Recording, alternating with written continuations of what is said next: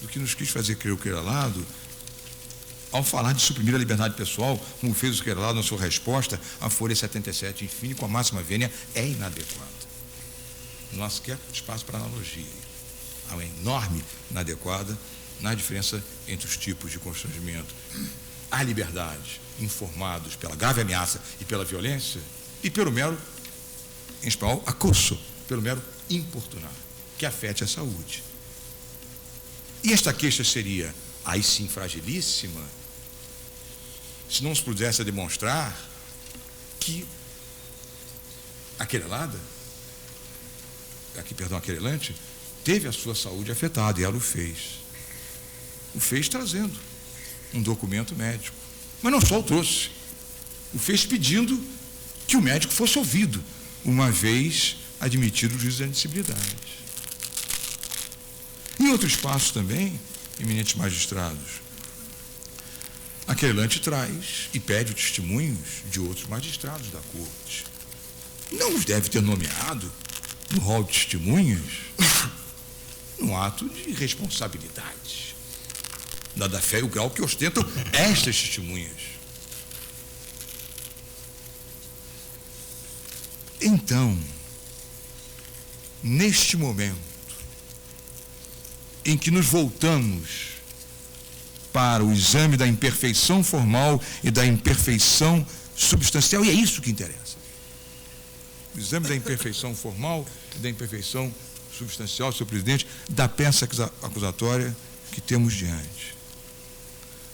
Quero crer que com estes fatos postos, como objetivamente postos, e pela realidade que procurei trazer à meditação dos eminentes magistrados desta corte, me parece inadequado o trancamento da ação penal. Então, na função de custos legis, o Ministério Público Federal se posiciona pelo recebimento da queixa-crime. Passo ao voto. Trata-se de queixa-crime por suposto crime de assédio sexual, tipificado no artigo 216-A do Código Penal. A disciplina acerca do recebimento ou não da queixa está prevista nos artigos 41 e 43 do Código Penal. Leio essas regras. A denúncia ou queixa conterá a exposição do fato criminoso, com todas as suas circunstâncias, a qualificação do acusado, o esclarecimento pelos quais se possa identificá-lo, a classificação do crime e, quando necessário, o rol de testemunhas. Já no artigo 43, a denúncia ou queixa será rejeitada quando o fato narrado evidentemente não constituir crime, já estiver extinta a punibilidade pela prescrição ou outra causa, e terceiro, se for manifesta a ilegitimidade da parte ou faltar condição exigida pela lei para o exercício da ação penal. Não basta, digo eu, que a queixa se limite a narrar fatos ou circunstâncias criminosas que se atribuem ao querelado. É preciso que tais alegações estejam minimamente embasadas em provas e, ao menos, em indícios de efetiva ocorrência dos fatos, inexistindo qualquer lastro probatório mínimo e idôneo a denotar a existência de um fumo boni juris em relação à imputação. Essa orientação, e me furto de referir doutrina, que o tribunal a conhece de sobejo, essa orientação é antiga e constante. Se não fosse assim, estaríamos a admitir queixas-crimes temerárias, cujo recebimento não estaria subordinado em nada à realidade, ou pelo menos um mínimo de realidade. A posição contrária estaria viabilizando a utilização do processo penal sem o respeito às regras do indiciamento e ao princípio da presunção da inocência. Não é admissível, como início de prova ou como indício, a só versão dos fatos afirmada pela querelante. No caso, além da petição inicial, onde dá a sua versão dos fatos, a querelante fez juntar como prova ou indício de prova 4 documentos. Primeiro, a cópia de sua avaliação periódica de estágio probatório. Segundo, uma via do livro Cidadania Só com Justiça, de autoria do querelado, no qual consta a dedicatória pessoal à querelante. Terceiro, cópia autenticada do relatório médico do Dr. Bonfim Tobias. E quinto, o ato de exoneração da querelante assinada pelo ministro-presidente do STJ. Digo eu, nenhum desses documentos se presta a pelo menos levantar dúvidas acerca da real ocorrência dos eventos descritos na inicial. A avaliação do estágio probatório não tem qualquer relação possível com os fatos para inferir que existisse algum tipo de investida além da profissional por parte do querelado. É matéria de natureza administrativa. O documento apenas demonstra a relação de hierarquia entre o querelante e o querelado decorrendo da função pública exercida pela querelante. Quanto ao livro, ou seja, o segundo elemento de prova trazido pela inicial, que corresponde a uma dedicatória constante do livro de autoria do querelado, quanto a esse livro, assim está redigida a dedicatória. Dedicatória esta de 9 de junho de 2003. Diz a dedicatória: querida Glorinha, submeto minhas ideias e princípios para a formação e promoção cada vez mais realce do judiciário do nosso país. A sua crítica, sempre sincera e construtiva, será motivo de orgulho para mim. Carinhosamente, Paulo Medina. Não há consistência alguma, digo eu, em se pretender que essa dedicatória se constitua em indício de assédio. Não há como se extrair daí indícios de que poderia existir algum tipo de desejo ou intenção maliciosa ou libidinosa por parte do querelado em relação à querelante. O que se pode legitimamente concluir é que se constitui uma manifestação pessoal do autor a uma pessoa considerada por ele mesmo, como deve ocorrer na relação de trabalho e de confiança profissional entre o ministro e sua assessora. Não há, no trecho, tratamento que se distancie de uma relação de afeição e confiança e, ao mesmo tempo, de trabalho. Isto dito isoladamente. Ao contrário, não há a utilização de apelidos, termos vagos, lascivos ou frases de duplo sentido, que poderiam indicar intenções outras que não a de uma simples dedicatória. Por si só, desacompanhada de prova mais concreta, a dedicatória não demonstra nada na linha pretendida pela querelante. Não serve isoladamente como um elemento de indício, que poderia se somar a outros. Examino agora o documento seguinte, o relatório médico, e leio no relatório. Atendi hoje, em regime de urgência, a senhora Glória Maria Guimarães de Pádua Ribeiro Portela, de 28 anos, natural de Brasília, com sinais de intensa angústia, deprimida, taquicárdica, inquieta, dispneica, com osteomalgia e história de emagrecimento rápido. Informa estar sob forte pressão em seu trabalho, que, segundo ela, ocasionou esse estado atual e os sintomas relatados e observados por mim. O exame clínico revela a paciente consciente, pálida, sudorética, peso corporal de 45 kg, estatura de 1,56 m, ritmo cardíaco regular, rápido, com frequências de 100 batimentos por minuto, pressão arterial de 10/7, pulsos periféricos palpáveis, pulmões livres à ausculta, ausência de organomegalias abdominais, ausência de edemas periféricos. Trata-se, portanto, de um caso F32.1. Sugiro afastamento do trabalho por 30 dias, a partir de hoje, para tratamento específico. Lembro que F32.1 é a classificação para, aspas, episódio depressivo moderado. No relatório, não há qualquer indicação de que tais sinais e caracterização do caso médico podem ter sido causados pelas situações descritas pela querelante. Aliás, uma infinidade de circunstâncias poderiam ter causado tal estado, como o próprio estresse que os ministros dos tribunais e os servidores diretamente ligados a ele estão diariamente submetidos. Os sintomas poderiam ter sido causados até pela situação que o querelado reputa como verdadeira. Lembro a versão dos fatos afirmado pelo querelado. Aos 26 de junho próximo passado, aproximadamente às 14 horas, a querelante entrou em seu gabinete, como sempre fazia, e disse, aspas, querido amigo, ministro, tem alguma coisa para mim? Respondeu-lhe, tenho, porém não será do seu agrado. O mesmo fato que já comuniquei ao assessor Ricardo Poças, que se mostrou acolhedor à minha orientação. E esclareceu-lhe o ministro, aspas, no mês de julho farei nova disposição física no gabinete e você voltará para a sua casa anterior, sua sala anterior, a atual, ampliada, A atual ampliada será destinada à chefia do gabinete, isto é, ao Fernando. Explicou-lhe, continua o querelado, que a modificação visava facilitar o acesso de advogados e outras pessoas que ocorriam ao gabinete, reduzindo a procura de outros assessores, exceto o Dr. Fernando, e impedindo que estranhos ao trabalho ingressassem em salas internas onde estavam a trabalhar os servidores do gabinete e tomassem contato com os processos. Continua, ferida em sua desmesurada autoestima, que deforma a sua percepção das coisas e pessoas e a faz postar-se em nítida proeminência perante seus colegas de trabalho, a querelante perdeu a compostura e então falou aquela frase que eu havia lido no relatório, dizendo que havia sido humilhada quando retirou a frase de Rui e que agora mandava ela ficar junto à corja de incompetentes. Respondeu-lhe que os dizeres de Rui, praticamente de todo conhecido, diz o ministro, foram por elas inseridos no cartaz colado à porta de sua sala objetivamente apenas para humilhar o novo assessor coordenador, função para a qual fora preterida, conforme o entendimento do pessoal do gabinete e ainda de sua própria interpretação. Voltando propriamente ao fato, continua a defesa. Ressalta-se que a querelante, irada com a determinação de mudança do local, pôs-se a lançar impropérios, demonstrando atitude de nítida afronta, que por fim terminou por configurar desrespeito insustentável, razão pela qual, diante da manifesta insubordinação, decidiu o ministro por sua dispensa, informando-a de imediato no ato.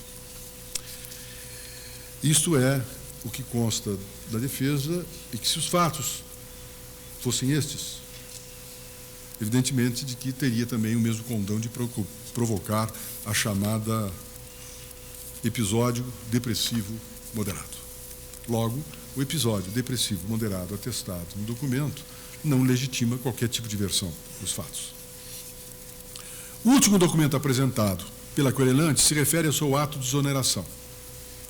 Não há dúvidas de que esse documento não traz qualquer indício dos fatos ocorridos, mas apenas prova que em 3 de julho de 2003, a querelante foi exonerada com efeitos retroativos a 26 de junho do mesmo ano. Os documentos, digo eu, não têm idoneidade alguma para, ao menos, indicar que as alegações da querelante possam ter um mínimo de realidade. Além disso, as testemunhas listadas pela querelante, que poderiam dar alguma indicação de veracidade, uma vez recebida a queixa, não se prestam a tal fim. É que a querelante indicou 6 testemunhas. 3 são ministros do Superior Tribunal de Justiça e, por não terem presenciado nada, apenas poderiam servir de testemunhas acerca do comportamento da querelante e do comportamento querelado, porque ela mesma afirma de que isso não foi presenciado. Uma é o médico que assinou o relatório médico e que, por isso, não acrescentará muito, além do que já está registrado no seu relatório. Outra, nominada de Maria Zita de Souza, que ao tudo indica é a amiga que a querelante conversava sobre tal fim. Lembre-se que na queixa ela faz menção que só confidenciava os eventuais fatos a uma amiga. Lembro que os fatos afirmados pela querelante, a teor da queixa, não foram presenciados por ninguém. No entanto, isto vem a amiga. E a última, a testemunha, é a própria mãe da querelante, que não se presta a uma relação isenta de fatos. São pessoas objetivamente sem potencial algum com relação ao fato afirmado na queixa. Não há nenhuma menção a qualquer testemunha que trabalhasse como servidor do gabinete ou que, de alguma forma, tivesse presenciado os fatos e que poderia, de maneira imparcial, dar declaração de como era o dia a dia do gabinete e, especificamente, de como se dava a relação entre o ministro e a sua assessora. Nada, absolutamente nada. Digo eu que não se admite a instauração da ação penal sob o argumento de que nela a ação penal, com sua futura instrução processual, poderia haver avanços na elucidação dos fatos. Eu quero dizer, necessariamente, não está no voto, mas que surgiu da sustentação oral do eminente procurador, quando este afirmou que a defesa não traz nada sobre o que afirmou. E não precisa a defesa trazer, eminente procurador. Não cabe à defesa assim fazê-lo. A presunção da inocência é em favor da defesa. O ônus é da acusação. E a acusação nada fez. No caso, não há nenhuma possibilidade, e é o que se passa nesse hipótese. Os documentos e rol de testemunhas nada autorizam quanto ao juízo de probabilidade. Lembro-me que o velho A velha lógica das provas em matéria criminal de Malatesta dizia que o juízo de probabilidade era ter motivos mais para crer na comparação com os motivos para descrer, e que os motivos mais para crer fossem superiores aos motivos para não crer. E aí estaria o juízo da probabilidade, ou seja, a aproximação do juízo descritivo da realidade com o fato afirmado. Há de se ter, digo eu, pelo menos indícios. No caso, isso não há. Nem mesmo indícios há.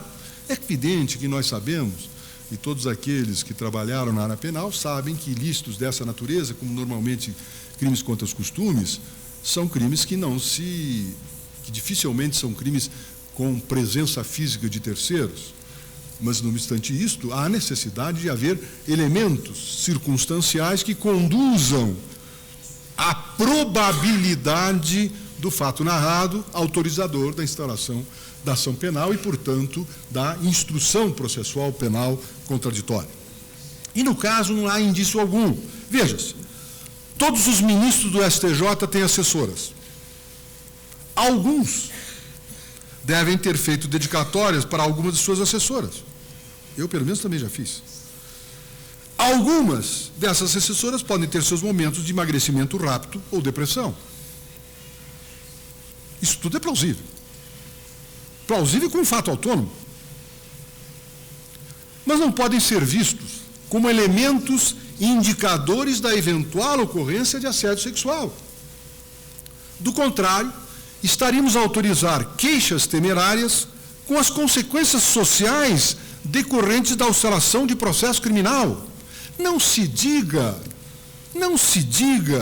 que o recebimento de denúncia e o processamento que pode eventualmente levar à absolvição não é um constrangimento social gravíssimo para o cidadão. Sabe-se muito bem de que se diria, aqui ele está sendo processado. E isto aqui remanesce da circunstância da acusação. Daí porque nós precisamos ter um extraordinário acuidade e responsabilidade no recebimento de denúncias e queixas, para exatamente não transformar o processo penal no prosseguimento de virtuais desavenças que, no caso concreto, tentaram-se, pelo que foi narrado da tribuna, levou-se 53 dias tentando-se um entendimento. Considero, portanto, consistentes os elementos trazidos para o recebimento da queixa e a rejeito. Como vota o ministro Joaquim Barbosa? Acompanho Vossa Excelência. Ministro Senhor presidente, Brito. embora pareça insólito, mas eu gostaria de provocar o pronunciamento antecipado da eminente ministra Ellen Grace, porque talvez a própria condição feminina esteja sob julgamento aqui neste momento. E ela, expoente que é da feminilidade brasileira, poderia nos orientar de alguma forma, antecipando o seu voto. Se não houver constrangimento, a palavra que se usa tanto aqui. Ministro Peluso, consulta Vossa Excelência, que seria o seguinte a votar, antes da ministra Ellen Grace, e ministro também... Senhor presidente, eu temo que, eventualmente superada a preliminar, eu acho que seria o caso de tecer considerações a respeito do assunto que o eminente ministro está suscitando. Mas acho que nós estamos numa preliminar. Ou seja, se há ou não há elementos para recebimento da queixa. Independente da condição feminina. Exatamente, independentemente. Até porque se fosse, em termos de gênero, invertidos os papéis, nada se alteraria em termos da preliminar. Eu pergunto se a ministra Ellen se sentiria Mas você incomodada não em se opõe? antecipar o voto. Não me oponho, até porque eu sempre estou Gilmar aprendendo Mendes. com a eminente ministra. Ministro Ellen Grace com a palavra, antecipado por solicitação do ministro Brice, com a anuência do ministro Peluso e do ministro Gilmar Mendes. Presidente, embora, como bem colocado, sempre com a acuidade que lhe é própria, bem colocado pelo ministro Peluso, estejamos tão somente examinando a questão preliminar, eu gostaria ainda assim de tecer algumas considerações mais genéricas. Diria, senhor presidente, que o assédio sexual, sexual harassment, como é conhecido na sua versão original e como ele surgiu na percepção para o mundo jurídico, é um delito em que o bem jurídico protegido consiste na dignidade de gênero da pessoa ofendida, geralmente, mas não exclusivamente, uma mulher. A atuação a ser coibida fere, portanto, não apenas um sentimento de decoro pessoal, mas se caracteriza como um exercício de dominação, que causa à vítima prejuízos que decorrem de um retraimento de sua área de atuação, manifestação e desenvolvimento pessoal, social, mas especialmente profissional. Não quer isso dizer, senhor presidente, que temos aí indício de retorno à guerra dos sexos, dos primórdios do feminismo. A fase inicial de surgimento de uma consciência pública a respeito da existência de direitos próprios das mulheres, dos chamados direitos humanos das mulheres, caracterizou-se essa fase inicial pela virulência que geralmente acompanha qualquer pioneirismo. De lá para cá, muito já evoluiu a teoria feminista, cujo histórico foi bem demonstrado em trabalho muito recente do professor Roger Halp Rios, juiz federal na 4ª Região.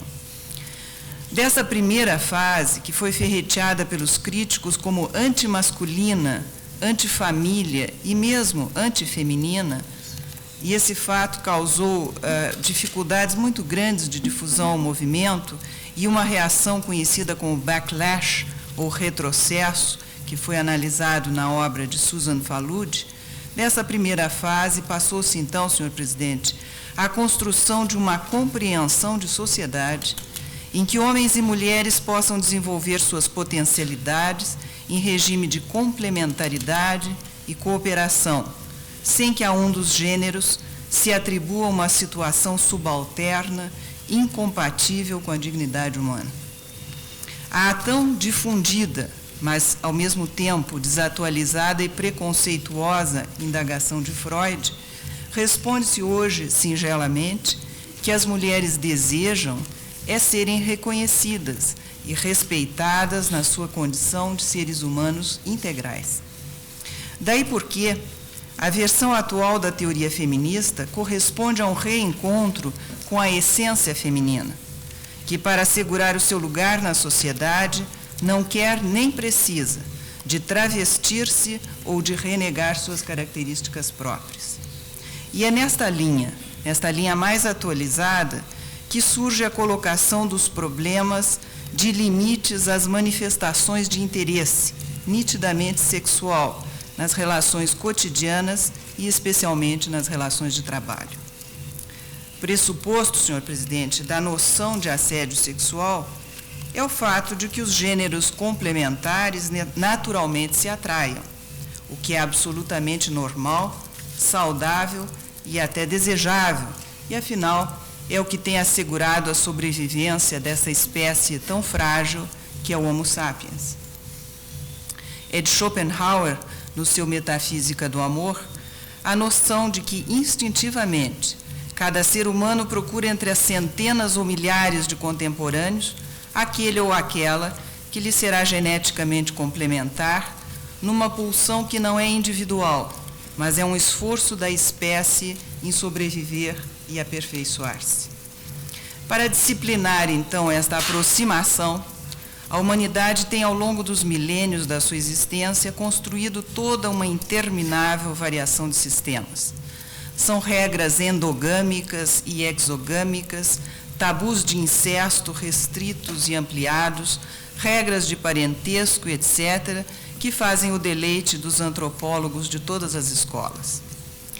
Para evitar os desvios a essas regras formadas, foram as mulheres, durante muito tempo, sujeitadas a regimes de reclusão, se não física, ao menos de outras formas de contenção, mais sutis, decorrentes dos hábitos, costumes e, sobretudo, dos preconceitos sociais. Nestas condições, restrita, portanto, ao gineceu e ao serralho, metade da humanidade sofreu limitação de seu campo de atuação, de sua atividade criativa, o que reverte em inegável prejuízo para todos nós. É muito recente ainda, em termos históricos, a integração efetiva das mulheres em todos os campos de atuação. Por isso, ambos os gêneros, e não apenas os homens, devem aprender a conviver com a situação nova. São tênues as linhas divisórias e, mais que isso, elas são cambiantes. Tem a ver com a subcultura em que inseridos os participantes e com a sensibilidade individual. Por isso mesmo, é tão difícil a sua caracterização, e a rígida e precisa tipologia penal tem dificuldade em conviver com tais nuances. Mas o delito, senhor presidente, hoje formalmente introduzido no nosso ordenamento penal, artigo 216-A, é dos que merecem atenção e repulsa da sociedade. Merecem, de fato, repressão às práticas que afugentam, inibem e intimidam as mulheres na sua plena participação na vida social e nas relações de trabalho. Trata-se de um constrangimento que subrepticiamente se entranha no dia a dia, encapsulando suas vítimas em situação de inferioridade e de impotência.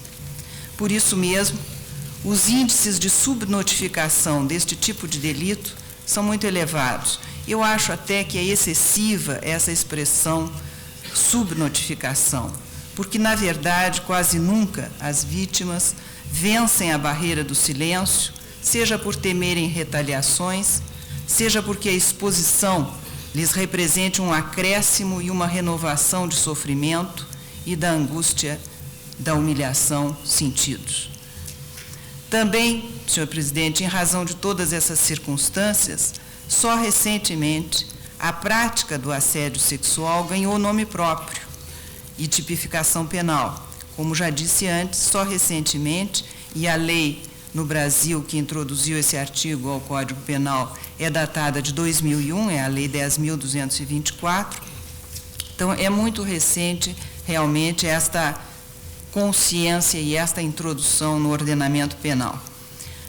Apenas 10 anos antes, eu me recordo, porque estava lá, em outubro de 1991, por ocasião do processo de confirmação pelo Senado norte-americano do então candidato indicado a uma vaga na Suprema Corte, o juiz Clarence Thomas, foi então que a prática de vitimizar mulheres mediante aproximações, insinuações, galanteios ou demonstrações outras, inoportunas e indesejadas, foi ali que pela primeira vez esse tipo de comportamento ganhou notoriedade. Uma prova de que até então não se falava no assunto é que mesmo a expressão que abarca todas essas inadequadas manifestações de interesse, nem a expressão era conhecida pelos senadores norte-americanos. Durante os acesos debates que se desenvolveram no Congresso, ora se falava em sexual harassment, com acento na primeira sílaba, ora em sexual harassment. E o debate judicial a respeito da matéria, naquele país mesmo, não tinha então mais do que uma década. Calculava-se, crescia a noção de que entre os direitos humanos das mulheres se encontrava efetivamente este de não ser molestada na forma de assédio. Mas se calculava, naquela época, nos Estados Unidos, em apenas 5.500 o número de causas judiciais em que a questão era enfrentada. Essas demandas, senhor presidente, canalizavam-se basicamente através das comissões de direitos humanos e da Equal Employment Opportunity Commission, EEOC, uma agência governamental cujo objetivo é o de assegurar a defesa contra a discriminação no acesso ou no exercício do trabalho. O episódio Clarence Thomas elevou o nível de consciência do público norte-americano a respeito de um problema antigo, mas ao qual até então não se dera nem importância nem visibilidade. A partir dali é que se difundiu para o resto do mundo e alcançou, enfim, a onda repressora que se seguiu, paroxismos que só serviram para desviar o foco de realidades incômodas que persistem atuando como barreiras ao pleno desenvolvimento das mulheres. Muitos casos, porém, são sérios e precisam ser encarados com a seriedade que merecem.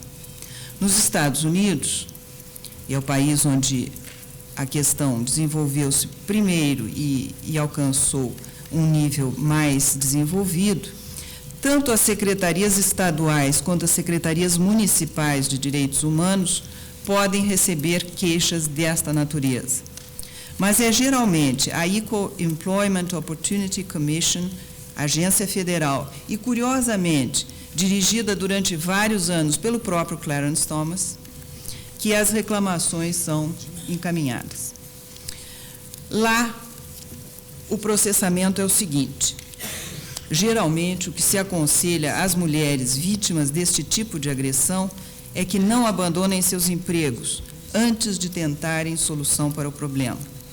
Também é importante seguir os procedimentos internos da empresa ou da organização em que trabalhem para comunicações às chefias ou ao sindicato respectivo, porque se isso não for feito, o empregador que lá tem responsabilidade solidária poderá alegar que desconhecia o fato.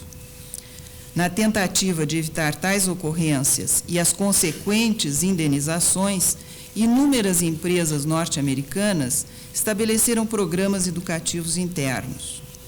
Na ausência de providências ou de uma solução aceitável, entram então em ação os órgãos oficiais. Uma vez formulada a queixa, a Equal Employment Opportunity Commission tem 6 meses de jurisdição exclusiva para, agindo como instância mediadora, notificar o empregador, investigar e negociar uma solução. Se ao término deste prazo, nem acordo nem solução forem construídos, a ofendida poderá então acionar individualmente, prescrevendo o seu direito em 90 dias, após a declaração da comissão de que está liberada para fazê-lo. Depois, senhor presidente, de toda aquela grande catarse coletiva que o episódio Clarence Thomas representou para a sociedade norte-americana, apesar de tudo, uma pergunta permanece: o que é assédio sexual? Onde se encontra o limite entre a brincadeira inconsequente e a ofensa moral? Onde termina uma e onde começa a outra? O divisor de águas é um só, embora altamente variável seja a sensibilidade da vítima e a ausência de alternativas de que disponha para fazer cessar um comportamento que lhe seja desagradável ou ofensivo. O grau de subjetividade torna, portanto, altamente problemático determinar com os critérios objetivos da tipologia penal qual é de ser considerado comportamento sancionável, qual aquele que deva ser considerado como inócuo e penalmente irrelevante. A chave para a determinação da efetiva ocorrência de um caso de assédio sexual é a determinação de que o comportamento repetido e mal aceito pela vítima venha a estabelecer o que se convencionou denominar de ambiente hostil, e eu diria melhor, ambiente inóspito. Vale dizer, um ambiente de trabalho, onde a vítima, por sentir-se molestada e pouco à vontade, se vê tolhida e vê tolhida a sua oportunidade de pleno desenvolvimento profissional e de encontrar no trabalho que executa a desejada realização pessoal. Não há, senhor presidente, no Brasil um desenvolvimento jurisprudencial desta matéria. E basearmos-nos em parâmetros de outra sociedade e de outra cultura, em matéria que diz tão de perto ao caráter nacional de cada povo, não é recomendável. Mas as linhas gerais, ou os parâmetros acima citados, parecem suficientemente flexíveis para permitir uma adaptação ao caso concreto. Na hipótese, agora entro no caso concreto, senhor presidente, pelo que se verificou do relatório e do voto de Vossa Excelência, a requerente não estava constrangida a tolerar a continuidade de um comportamento que a desagradava. É funcionária concursada, que se encontrava exercendo função de confiança junto ao requerido. E esta relação de confiança, assim me parece, é uma via de mão dupla. Sua quebra desonera qualquer um dos partícipes. Daí porque não constato no caso presente, como fez Vossa Excelência, a presença de um dos elementos que poderia caracterizar um caso típico de assédio sexual. Vale dizer a circunstância de que a requerente se encontrasse totalmente à mercê do requerido, sem oportunidade de defesa, ocorrendo risco de prejuízo econômico ou profissional. A própria inicial demonstra que a requerente já exerceu funções semelhantes em diversos outros gabinetes e poderia colocar-se em qualquer setor do tribunal. Vossa Excelência bem ponderou, senhor presidente, que o juízo de probabilidade, no caso, opostas as duas versões, e mais o fato de que nem documentos juntados, nem as testemunhas arroladas poderiam acrescentar mais a esta probabilidade, esses fatos que foram salientados por Vossa Excelência levam-me a, no caso, reconhecendo, embora que a realidade deste tipo de delito existe e merece ser tomada com a consideração e com a seriedade que é devida. No caso concreto, eu acompanho Vossa Excelência para rejeitar a denúncia. Luiz Carlos Brito. Presidente, parece que fomos todos premiados com essa antecipação de voto e, às vezes, incidir numa certa técnica processual, até que é meritório.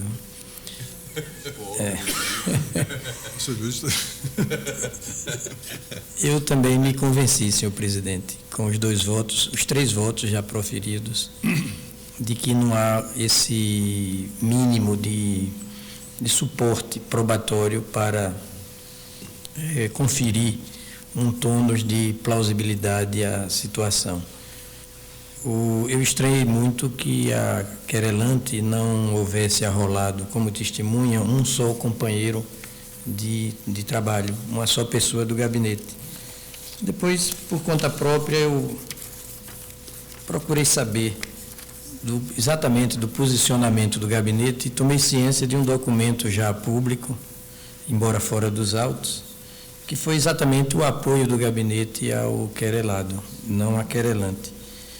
É um desagravo, eu não vou ler, acho que não cabe a leitura, porém eu asseguro que não é um desagravo insosso ou anódino ou simplesmente protocolar. É o desagravo de quem toma partido, de quem conhece os fatos e de quem rechaça peremptoriamente a plausibilidade da queixa. Com esses, acho, portanto, que não há indícios suficientes, mínimos, para sustentar a acusação e acompanho comodamente o voto de Vossa Excelência. Eu lembro à Corte que a ministra Helen Grace introduziu um argumento suplementar a minha argumento em relação à questão do constrangimento. Eu não examinei esse aspecto e ela, inclusive, na hipótese mesmo de que as versões fossem plausíveis, ela acrescenta o argumento que eu incorporo também no meu voto. Ministro César Peluso. Senhor presidente, eu acho que esta é uma oportunidade para a Corte, aliás, como várias outras, de reafirmar princípios e esclarecer posturas, nem sempre bem compreendidas, sobretudo para as pessoas que não participam desse fechado círculo de profissionais do mundo jurídico. E eu diria, senhor presidente, para justificar a minha conclusão, que, embora redutíveis ambos a uma teoria geral, o processo civil e o processo penal apresentam características muito diversas, com consequências graves, sobretudo no caso em apreço. No processo civil, o que se arrisca em relação ao réu é pura e simplesmente a chamada esfera da sua liberdade jurídica. Em outras palavras, o réu do processo civil se defende apenas para que essa esfera de poderes compreendidas na chamada liberdade jurídica não seja de algum modo diminuída ou restringida pela sentença. A sua postura é, portanto, de afastar o risco de uma decisão que venha, de algum modo, atingir essa esfera de liberdade jurídica. No processo penal, no entanto, o que está em jogo em relação ao réu é a sua liberdade física como um dos mais importantes direitos da personalidade.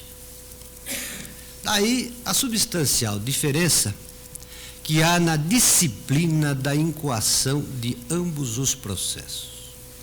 O processo civil pode iniciar-se sem nenhuma prova da pretensão deduzida pelo autor. O processo penal não o pode, porque as consequências são diversas.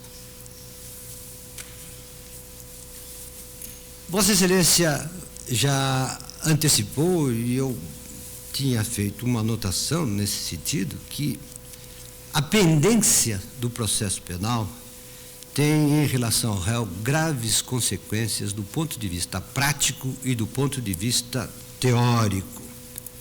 A despeito da presunção constitucional de inocência, a pendência do processo penal representa, do ponto de vista empírico, do ponto de vista prático, perante a sociedade, um estigma, um sinal infamante, e que não é reconhecido tal apenas como um preconceito.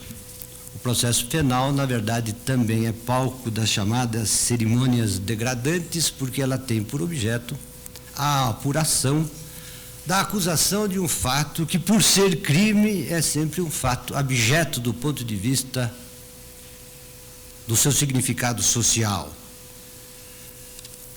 Aliás, para demonstrar ad rem este caráter infamante da litispendência penal, recordo-me de ter visto hoje, se não me falha a memória, no jornal O Estado de São Paulo, não uma manifestação popular, mas dos conselheiros da Seção Nacional da Ordem dos Advogados do Brasil, que, sob fundamento de pender nesta casa um processo penal contra um senador cujo nome teria sido indicado para um dos altos tribunais da República, entenderam de apresentar uma objeção a esta indicação, porque a mera pendência desta causa penal na casa teria, e a expressão me parece lapidar da notícia,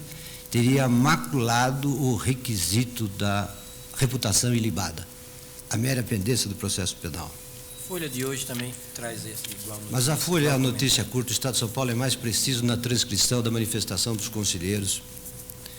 E dizia, com toda a razão, o grande Frederico Marx, que a pendência do processo penal, mais do que atingir o status libertatis, atinge o status dignitatis do cidadão. E esse é o preço que uma nação civilizada paga pela necessidade da existência de um justo processo da lei como único meio de privação da liberdade do cidadão. E este significado social, ele é o próprio substrato da concepção, agora, jurídica, em que o próprio ordenamento tem esta litispendência penal como uma coação ou um constrangimento. Basta acarear os artigos 647, 648, número 1 do Código de Processo Penal, para verificar que a própria lei qualifica como ilegal a pendência de um processo a que falte justa causa. Em outras palavras, a pendência de um processo penal é também, do ponto de vista jurídico, um constrangimento. Logo, é preciso, para que se instaure uma ação penal, é preciso que haja um controle da legitimidade desse exercício. Trate-se esta ação penal de uma ação pública e a forciore de uma ação penal, que é um resíduo da justiça de mão própria. E o voto de Vossa Excelência também já situou que, perante a teoria geral da ação, falta justa causa quando falte interesse jurídico, seja do Estado, seja do particular. Por que falta? Porque o Estado não tem necessidade de ir a juízo quando não existe justa causa, ou seja, uma causa legitimante da sua ação, como um conceito contraditório do abuso. E a esse propósito, embora Vossas Excelências e o Tribunal conheça bem, mas exatamente pela repercussão pública deste caso, senhor presidente, eu vou me permitir, com a tolerância de Vossas Excelências, a manifestação, aliás, como sempre lapidar, do também grande ministro Vitor Nunes Leal, que num dos seus votos ponderava o seguinte: como o abuso de poder pela Constituição autoriza o habeas corpus e o Código regula o habeas corpus no pressuposto da coação ilegal, daí resulta que os casos de abuso de poder ficam transformados pelo Código em casos também de ilegalidade stricto sensu. Não é, pois, a ilegalidade que define o abuso de poder, é o abuso de poder que se insere na categoria da ilegalidade. Estas considerações são corroboradas pelo inciso 1 do artigo 648 do Código de Processo Penal, que declara ilegal a coação quando não houver justa causa. Temos, portanto, na Constituição e no Código, interpretados conjuntamente, duas noções de ilegalidades mais amplas do que a ilegalidade no sentido estrito, de violação de uma norma legal precisa ou de dispensa de uma formalidade legal específica. Essas noções mais amplas de ilegalidade são o abuso de poder, que a Constituição menciona, e a falta de justa causa, que o Código de Processo Penal acolheu. É preciso, portanto, que haja justa causa no sentido de que não basta a mera suspeita da ocorrência de um delito. É preciso mais do que isso. É preciso que esta suspeita seja fundada. Em outras palavras, que ela tenha um suporte fático de caráter retórico, que os entendidos do mundo jurídico dizem resumir-se na necessidade da prova da materialidade do delito e de indícios suficientes da autoria que sustente a verossimilhança da imputação. É verdade que essa prova pode ser uma prova unilateral, porque ela é provisória. Daí servir-lhe tanto as que decorram de um inquérito policial, de um juizado de uma instrução onde o haja, ou de qualquer outro elemento material pré-constituído. Em resumo, a doutrina e a jurisprudência não deixam nenhuma dúvida de que é necessário um conjunto mínimo, indícios idôneos, uma prova mínima, elementos sérios que fundem a suspeita e legitimem a ação penal. Daí a necessidade de que o juízo de recebimento ou de repulsa de uma denúncia, de uma queixa, seja sempre motivado. Aliás, é esta a jurisprudência da Corte, e eu também vou me permitir invocar só dois casos paradigmáticos. Um deles do RHC 64439, em que a relatora, o ministro Francisco Rezec, dizia: a denúncia, nesse caso, não se ampara em fatos que autorize. É preciso que a narrativa expressa numa denúncia que pretenda apoiar-se com exclusividade em inquérito policial, era caso de inquérito, aí encontre lastro em elementos que façam verossímil a acusação. Ela não pode repousar sobre exercícios meramente especulativos, inspirados por suspeitas que não ostentam sequer o status de indício. Não é possível permitir que o cidadão venha a padecer de todos os ônus, de sabores e preocupações que inevitavelmente o processo penal acarreta, se não há um motivo bastante para isso. E o ministro Cunha Peixoto, no outro caso, anotava: é inepta a denúncia que, fundada em meras conjecturas dissociadas da prova indiciária até então apurada, imputa ao paciente o crime definido no artigo tal, independentemente de quaisquer elementos de convicção quanto ao dolo direto ou eventual, indispensável à tipificação penal do fato. A racionalidade dessa exigência é óbvia. É evitar, como também Vossa Excelência já antecipou, uma ação temerária e irresponsável do Estado que inquiete o cidadão sem uma causa jurídica. Em outras palavras, é preciso exatamente evitar o abuso do Estado ou do particular, que também já foi objeto da ponderação do ministro Vitor Nunes Leal, quando observou: ora, formular uma acusação de que resulte um processo penal sem que haja os pressupostos de direito, como também os pressupostos de fatos para ação penal, é caso, sem dúvida, de uso irregular do poder de denúncia, embora nem sempre fácil de demonstrar, porque o poder de denúncia não existe para atormentar as pessoas, para criar dificuldades aos seus negócios, para cercear sua liberdade de locomoção. A denúncia é um instrumento confiado ao Ministério Público, isto vale para a queixa, para fazer atuar a lei penal, para defender a sociedade contra os criminosos, para reprimir os crimes que tenham sido cometidos. Evidentemente, a ação penal não pode ser transformada num inquérito, ou seja, na promessa de apuração de alguma coisa de que não se tem sequer indício. O caso seria de coação absolutamente ilegal se uma ação penal pudesse ser iniciada sem o cumprimento dessa exigência. Razão por que, senhor presidente, eu me permito dizer que a posição do tribunal, neste caso,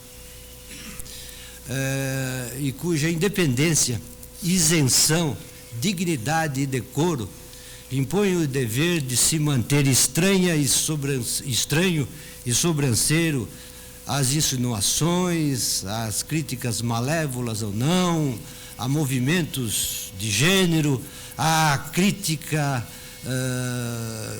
infundada ou com algum fundamento, enfim, a pressão da opinião pública, que quase sempre pede aos tribunais uma injustiça requintada. Este tribunal não tem que se manifestar sobre a existência ou a inexistência do fato. O fato poderá ter acontecido, como o fato poderá não ter acontecido. Não há elementos para esse juízo. E a questão que se põe não é uma questão de gênero, e só mesmo a delicadeza e a fineza de espírito da ministra Ellen Grace e a prova reconhecida da sua erudição é que justificou essa sua intervenção a respeito do segundo ponto que poderia ter sido suscitado a respeito. A mim me parece que basta dizer que o fato não tem nenhum suporte capaz de tornar legítimo o exercício desta ação penal. Razão porque, com abstração de qualquer outra consideração, eu acompanho inteiramente o voto de Vossa Excelência para rejeitar a queixa. Legitimamente, eu vou dizer ao tribunal que nós vamos continuar para encerrar o julgamento, não convém interromper. Senhor presidente, a dificuldade do caso já foi ressaltada no magnífico voto proferido pela ministra Ellen Grace, e que é, como também já foi ressaltado, um caso sui generis na nossa experiência jurídica e acredito na própria experiência do tribunal. E é uma questão que suscita uma série de considerações que transcendem de muito, como também já vimos, o universo jurídico, tendo uma repercussão séria no campo sociológico, no campo antropológico, no campo histórico. É difícil ter aqui um juízo seguro. Quem acompanha os debates americanos certamente tem em conta as suas contradições e os seus exageros, mas não há negar o significado, o avanço da tipificação deste crime na nossa legislação como uma resposta adequada, setorizada à dignidade da pessoa humana. De qualquer sorte, tal como já demonstrado, e agora acaba de ser enfaticamente demonstrado pelo ministro Peluso, há uma relevância apropriada do processo penal. E embora haja uma tendência nas sociedades, especialmente nas sociedades novas ou de práticas democráticas mais recentes, a essa tendência, às vezes, um tanto quanto exagerada, eu diria, às vezes, até circense, né, de transformar o processo penal num processo espetáculo. Basta ver aí que algumas figuras tristes, não é, de capacidade intelectual limitada, às vezes até duvidosa, ganham notoriedade nacional simplesmente porque anunciam denúncias sem nenhuma consistência. Não é? É o perfil intelectual de um dado momento, não há lamentar, simplesmente há constatar. É uma fase da nossa vida democrática. Ou o uso do processo criminal a serviço de causas políticas também é uma das nossas tendências